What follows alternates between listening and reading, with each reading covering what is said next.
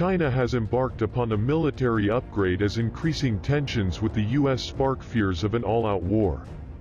China's KJ-500 airborne early warning and control system has now been improved ahead of what is expected to be a major clash with the US. The system now has the addition of a probe that can allow the plane to receive aerial refueling and boost its range and endurance. The new airborne allows China to carry out early warning operations, analysts explained on Monday. The latest upgrade was spotted in a picture recently published by China Military Online, the English webpage of the Chinese military. Speaking to the Global Times on Monday, Fu Qianshao, a Chinese military aviation expert, said the new airborne also features early warning radar systems that are better than the US. But China's push to improve its military is widely seen as a threat to other countries that have overlapping claims to parts of the South China Sea, which China claims it has historic right of ownership to almost the entirety of. TWF's head of transport, Jonathan Moss, has explained that there is a real risk of fresh disputes over the ownership of the waters. Speaking to Express.co.uk, Mr. Moss said, "I think there's definitely a risk of all-out conflict. There's been pockets of conflict before. Going back about 20 years there was a naval battle where 3 Chinese vessels were engaged with the Philippines Navy gunboats. That was in Spratly Islands.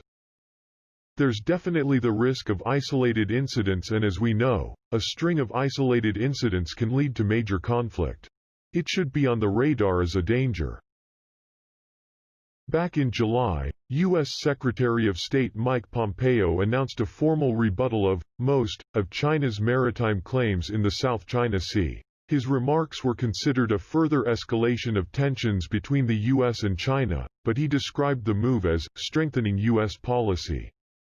Mr. Pompeo said, "Beijing's claims to offshore resources across most of the South China Sea are completely unlawful, as is its campaign of bullying to control them." In a statement he added, "The world will not allow Beijing to treat the South China Sea as its maritime empire.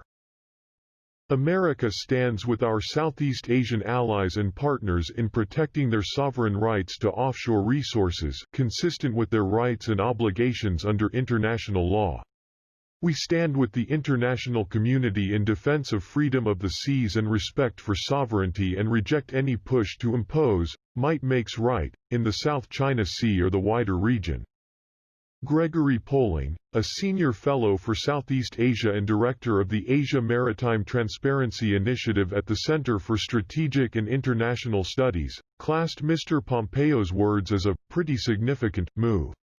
He said, "What the U.S. basically said is that we are going to remain neutral on questions of who owns what island or rock in the South China Sea, but we're no longer going to keep quiet on China's illegal claims to the waters."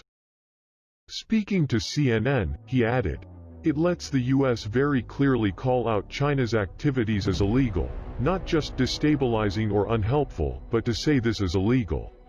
That helps partners like Vietnam and the Philippines, and it's going to put pressure on other countries, the Europeans, for instance, to get off the fence and say something themselves."